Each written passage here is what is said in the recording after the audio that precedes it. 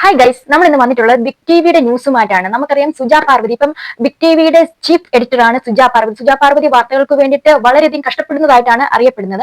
അതായത് reporter channel ഉണ്ടായിരുന്നപ്പം അങ്ങോട്ടും ഇങ്ങോട്ടും കമ്മിക്കൂട്ടങ്ങളും അതും കോൺഗ്രസും അങ്ങനെ ഇങ്ങനെ തമ്മിലടിച്ച് എന്തെങ്കിലുമൊക്കെ പറഞ്ഞ് നേരം വെളുക്കുമ്പോഴേ തുടങ്ങി വൈകുന്നേരം ആകുമ്പോഴത്തേക്ക് സാലറി ഉറപ്പിച്ച് വീട്ടിൽ പോകായിരുന്നു. പിറ്റേ ദിവസം ഇത് തന്നെയായിരുന്നു. അങ്ങോട്ടും ഇങ്ങോട്ടും ചറപറ കടിപിടി അരുൺകുമാറും മൊട്ടയരും ഒക്കെ ആയിട്ട് പരിപാടിയൊക്കെ ആയിരുന്നു. അപ്പം ബിഗ് ടിവിയിലോട്ട് വന്നതിന് ശേഷം അതായത് സുജാ പാർവതി ബിഗ് ടിവിയുടെ ചീഫ് എഡിറ്റർ ആയിട്ടാണ് വന്നിരുന്നത്. ചീഫ് എഡിറ്റർ എന്ന് പറയുമ്പോഴത്തേക്ക് അത്ര നിസ്സാരപ്പെട്ട പണിയൊന്നുമല്ല, നല്ല പണിയുണ്ട്, വാർത്ത ഉണ്ടാക്കണം. അതുപോലെ തന്നെ എന്താണ് ഇത് പബ്ലിക്കിലോട്ട് എത്തിക്കണം, നല്ല റീച്ച് കിട്ടണം, എന്തായാലും കോടികൾ മുടക്കിയുള്ള ഒരു സംഭവമാണ്. ചാനൽ മുന്നോട്ട് കൊണ്ടുപോവുക എന്നുള്ളത് വളരെ പ്രയാസകരമായ കാര്യമാണ്. അതും ഇപ്പം എന്താണ് ഇതുപോലെ കോമ്പറ്റീഷൻ ആയിട്ടുള്ള ഒരു മേഖല വേറെ ഇല്ല. റിപ്പോർട്ടർ ഉണ്ട്, ഏഷ്യാനെറ്റ് ഉണ്ട്, 24 ഉണ്ട്. അപ്പൊ എന്തൊക്കെയാണേലും സുജാ പാർവതി റിപ്പോർട്ടർ ടിവിയിൽ നിന്ന് വിട്ട് മറ്റൊരു ചാനലിലോട്ട് പോകുന്നു എന്ന് പറഞ്ഞപ്പോൾ നമ്മുടെ 24 ആദ്യം സന്തോഷമാണ് ഉണ്ടായത്. അതങ്ങനെ തന്നെ ആയിരിക്കുമല്ലോ, സ്വാഭാവികം സന്തോഷം വരും. അപ്പം ഒരു എതിരാളി നമുക്ക് നഷ്ടപ്പെടുമ്പോഴത്തേക്ക് ഒരാൾ പോകുമ്പോഴത്തേക്ക് അടുത്തുള്ള ചാനലുകാർക്ക് അത് അതിന്റെതായ ഇത് പ്രകടിപ്പിക്കും. അതിനകത്ത് നമുക്ക് കുറ്റമൊന്നും പറയാൻ പറ്റില്ല. അപ്പം എന്താണെന്ന് വെച്ചിട്ടുണ്ടെങ്കിൽ ഈ ചീഫ് എഡിറ്റർ ആയിട്ടുള്ള ഈ സുജാ പാർവതി ഏറെ കഷ്ടപ്പെടുന്നു എന്നുള്ളതിന്റെ ഒരു യാഥാർത്ഥ്യമാണ് ഞാൻ ഇന്നിവിടെ കാണിക്കാൻ പോകുന്നത്. അപ്പം എന്റെ ഈ വീഡിയോ നിങ്ങൾ ആദ്യമായിട്ടായിരിക്കും കാണുന്നത് എനിക്കറിയാം, കാരണം ഇതിന്റെ ആദ്യത്തെ വീഡിയോ ആണ്. നമ്മുടെ വോയിസ് ഓഫ് പാർവതി എന്ന് പറഞ്ഞ ഒരു മെയിൻ ചാനലുണ്ട്. അതുകൂടാതെ വോയിസ് ഓഫ് പാർവതി 2.0 എന്ന് പറഞ്ഞ് നമ്മുടെ ന്യൂസിനും പൊളിറ്റിക്സ് കാര്യങ്ങൾ മാത്രം ചർച്ച ചെയ്യാൻ വേണ്ടിയിട്ട് വേറെ ഒരു സെക്കൻഡറി ചാനൽ തുടങ്ങിയിരിക്കുകയാണ്. അപ്പൊ എന്റെ വീഡിയോ കാണുന്നവരെല്ലാം ഒന്ന് ലൈക്ക് ചെയ്ത് കാണാൻ ശ്രമിക്കുക. അതുപോലെ തന്നെ സബ്സ്ക്രൈബ് ചെയ്ത് എന്റെ കൂടെ ഒന്ന് കൂടാൻ ശ്രമിക്കുക. അപ്പൊ ഇന്നത്തെ നമ്മുടെ പ്രധാനപ്പെട്ട വിഷയം എന്ന് പറഞ്ഞാൽ സുജാ പാർവതിയുടെ മേക്കപ്പ് ആണ്. മേക്കപ്പ് എന്ന് പറഞ്ഞാൽ എന്റെ പൊന്നടെ ഒരു ഒന്നൊന്നര മേക്കപ്പ് ആയിരുന്നു. അപ്പൊ നമുക്കറിയാം സുജാ പാർവതിയുടെ ഒരു സ്കിൻ ടോൺ എന്ന് പറഞ്ഞാൽ കുറച്ച് ഫെയർ ആയിട്ടുള്ള ഒരു ടോൺ ആണ്.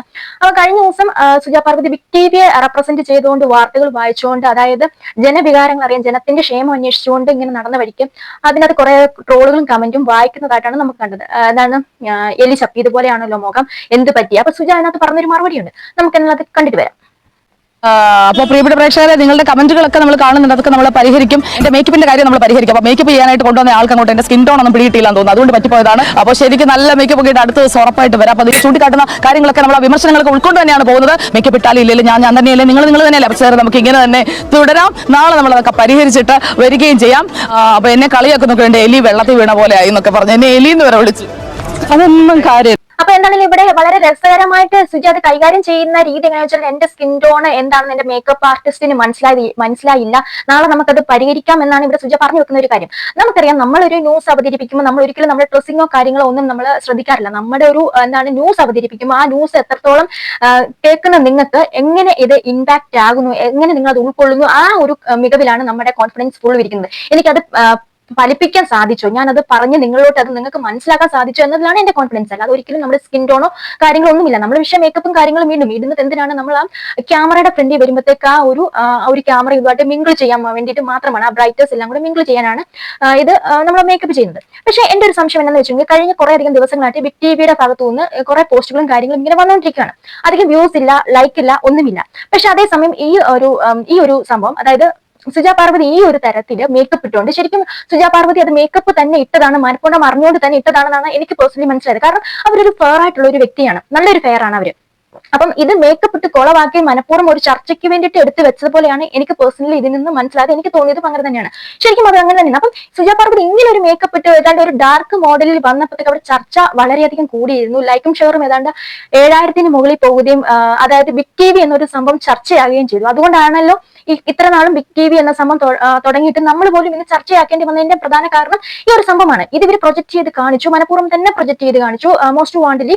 അപ്പം അത് ചർച്ചയും ഓഫ്കോഴ്സ് ഇതൊരു ചീഫ് എഡിറ്ററിന്റെ ഒരു സ്ട്രാറ്റജി ആണെന്ന് തന്നെ എനിക്കത് വിശ്വസിക്കുന്നു. അല്ലാതെ സുജാ പാർവതിയെ പോലെ ഒരു വ്യക്തി എന്ന് പറഞ്ഞാൽ കോൺഫിഡൻസ് ഇല്ലാത്ത ഒരു വ്യക്തിയല്ല. നമുക്കൊരു റിപ്പോർട്ടർ ചാനലിൽ നിൽക്കുമ്പോൾ തന്നെ ഒരു സംഘി പരിവേഷമാണ് സുജാ പാർവതി നടത്തിയിട്ടുള്ളത്. അത് ശരിക്കും സംഘികളുടെ കണ്ണിൽ പൊടിയിട്ടത് കൊണ്ട് എനിക്കറിയാവുന്ന സുജാ പാർവതി KSU പ്രവർത്തകയാണ്. അതുപോലെ തന്നെ ചങ്ങനാശ്ശേരിയിൽ കോളേജിൽ നിൽക്കുമ്പോൾ തന്നെ KSUവിന് വേണ്ടിയിട്ട് മത്സരിച്ച ഒരു വ്യക്തിയാണ്. പിന്നെ റിപ്പോർട്ടർ ടിവിയുടെ ഒരു ആവശ്യത്തിന് വേണ്ടിയിട്ട് അങ്ങനെ ഒരു മൂന്ന് കാറ്റഗറി ആയിട്ട് തിരിഞ്ഞ് അങ്ങോട്ടും ഇങ്ങോട്ടും തമ്മിൽ തല്ലി കാണുമ്പോൾ പ്രേക്ഷകർക്ക് ഒരു ഇമ്പം തോന്നുന്ന രീതിക്കുള്ള ഒരു അവതരണ ശൈലി. പിന്നെ ബിഗ് ടിവിയിലോട്ട് വരുവാണെങ്കിൽ ശരിക്കും ഇത് കോപ്പി പേസ്റ്റ് ആണ്, ഒരു റിപ്പോർട്ടർ ടിവിയുടെ കോപ്പി പേസ്റ്റ് ആണ്. നമുക്കറിയാം അവിടെ റെഡും കളറും മാത്രം, ബ്ലാക്ക് ആൻഡ് റെഡ് ആ ഒരു കോമ്പിനേഷൻ ആണ്. പേര് മാത്രമേ ബിഗ് ന്യൂസ് TV എന്ന് മാത്രമേ പറ്റിയിട്ടുള്ളൂ. ഈ ഒരു ബിഗ് ടിവിയുടെ ഓണർ എന്ന് പറയുന്നത് ജയ് റെഡ്ഡി, അതായത് തെലങ്കാനയുടെ ഒരു ഉന്നത കോൺഗ്രസ് നേതാവിന്റെ മകനായിട്ടുള്ള ഒരു ആളാണ്. അപ്പൊ തന്നെ നമ്മുടെ സുജയുടെ രാഷ്ട്രീയം നമുക്ക് ഇവിടെ വ്യക്തമാണ്. ശരിക്കും ഇതൊക്കെ ഒരു കണ്ണി പൊടിയിട്ട് ഒരു ഗിമിക്ക് പരിപാടിയാണ് ഈ ന്യൂസ് എന്ന് പറഞ്ഞത്. ന്യൂസ് റൺ ചെയ്തുകൊണ്ട് ഒരു ചാനൽ റൺ ചെയ്ത് കൊണ്ടുപോകണമെങ്കിൽ അവിടെ എന്താണ് വ്യൂവർഷിപ്പ് വേണം. വ്യൂവർഷിപ്പ് ഇല്ലെങ്കിൽ ഒരു ചീഫ് എഡിറ്ററിനായിരിക്കും അതിന്റെ എല്ലാവരും ചുമതലയും വരുന്നത്. അപ്പം എനിക്കിവിടെ തോന്നിയത് സുജാ പാർവതി ശരിക്കും പുള്ളിക്കാരെ തന്നെ അങ്ങ് ഇട്ട് കൊടുക്കുകയാണ്. ശരിക്കും എന്താണെങ്കിലും അവർ ഉദ്ദേശിച്ച പോലെ തന്നെ സംഭവങ്ങൾ കാര്യങ്ങൾ നടന്നിട്ടുണ്ട്. എന്നാണെങ്കിലും ബിഗ് ടിവി ചർച്ചയായിട്ടുണ്ട്. എല്ലാ കോണ്ടന്റ് ക്രിയേറ്റേഴ്സും ഇതെടുത്ത് വെച്ചിട്ട് ചർച്ചയാക്കിയിട്ടുണ്ട്. നമുക്കറിയാം ബിഗ് ടിവി എന്നൊരു സംഭവം വന്നപ്പോഴത്തേക്ക് ആദ്യം ഒരു കോൺട്രവേഴ്സി ഇവർ സൃഷ്ടിക്കാൻ മനഃപൂർവ്വമാണെന്ന് തോന്നുന്നു സൃഷ്ടിക്കാൻ നോക്കിയത് ഇവരൊരു പേജ് വാങ്ങിച്ചിട്ടുണ്ടായിരുന്നു.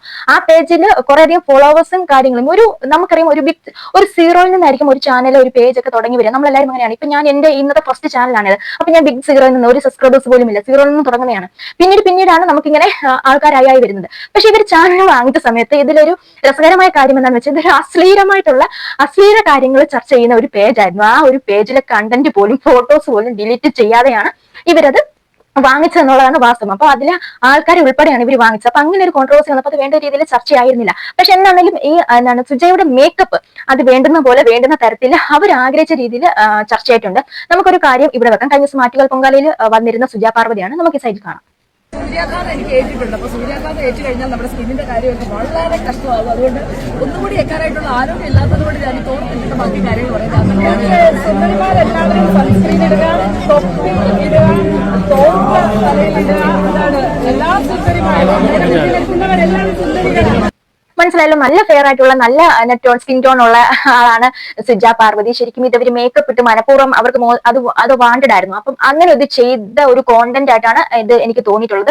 അല്ലെങ്കിലും സുജ ഇങ്ങനെ ഒരു മറുപടി പറയുമെന്ന് നിങ്ങൾക്ക് തോന്നുന്നുണ്ടോ? ഒരിക്കലുമില്ല. സുജ പല തവണയായിട്ട് മൊട്ടേരനോടും മറ്റുള്ളവരോടും ഒക്കെ ആണെങ്കിൽ അടിച്ചു നിൽക്കുന്ന ആളാണ്. അവർ അത്രയും കോൺഫിഡന്റ് ആണ്. അവർക്ക് അവരുടെ ഡ്രസ്സും കാര്യങ്ങളും മേക്കപ്പും അതിലൊന്നും അതിലല്ല അവർ കോൺഫിഡന്റ്. അവര് വാക്കുകൾ കൊണ്ട് അമ്മാനമാടുന്ന ആളാണ്. അപ്പം അവർക്ക് ഇങ്ങനെ പറയാം, എന്താണ് നിങ്ങൾ ഈ ഫെയറും കാര്യങ്ങളും ഡ്രസ്സും ഒന്നുമല്ല വേണ്ടുന്നത്, നമ്മൾ എങ്ങനെ നിങ്ങളിലോട്ട് ഒരു വാർത്ത എത്തിക്കുന്നു, നിങ്ങൾ അത് എങ്ങനെ ഉൾക്കൊള്ളുന്നു, അങ്ങനെ നമ്മൾ ഉദ്ദേശിച്ച കാര്യം നിങ്ങളിലോട്ട് അത് എത്തിച്ചിട്ടുണ്ടോ എന്നുള്ളതാണ് കാര്യമെന്ന് അവർക്ക് പറയാം. പിന്നെ ഈ മേക്കപ്പും കാര്യങ്ങളൊക്കെ ഒരു ഫ്ലോറിൽ നിൽക്കുമ്പോഴത്തേക്ക് ആ ഒരു ഷൂട്ടിങ്ങും കാര്യങ്ങളും നടക്കുമ്പോൾ ആ ഒരു പ്രൊജക്ഷന് വേണ്ടിയിട്ടാണ്, ഒരു എൻഹാൻസിന് വേണ്ടിയിട്ട് ചെയ്യുന്നതാണെന്നൊക്കെ വേണമെങ്കിൽ അവർ മനഃപൂർവ്വം അത് പറയാതിരുന്നതാണ്. അവർക്ക് നന്നായിട്ട് അറിയാം. പിന്നെ അതുപോലെ തന്നെ ഉണ്ടെങ്കിൽ ഈ ഒരു കാര്യത്തിൽ വെച്ച് നോക്കുവാണെങ്കിൽ ശ്വേതാ ദേവദാസ് നന്നായിട്ട് എടുത്തിട്ട് ഉടുക്കുന്നുണ്ടായിരുന്നു. അപ്പം ആ ഒരു വീഡിയോയിൽ കൂടെ കണ്ടിട്ട് നമ്മൾ എന്റെ ഇന്നത്തെ വീഡിയോ വൈൻഡ് അപ്പ് ചെയ്യാണ്. അപ്പൊ നിങ്ങൾക്ക് എല്ലാവർക്കും എന്റെ ഈ ചാനൽ ഇഷ്ടപ്പെടുകയാണെങ്കിൽ തീർച്ചയായിട്ടും ലൈക്ക്, ഷെയർ, കമന്റ്, സബ്സ്ക്രൈബ് എല്ലാം കാണും. അപ്പൊ അടുത്തൊരു വീഡിയോ കാണുന്നവരെ നോക്കിയേ, അനിൽ അയിരൂരും സുജയ പാർവതിയും മാധ്യമ ലോകത്തെ ആലിൻ ജോസ് പെരേരയും ആറാട്ടണ്ണനുമായി മാറിപ്പോയ കാഴ്ചയാണ് നമ്മൾ കാണുന്നത്. എന്റെ പൊന്നും കുരിശ് മുത്തപ്പ,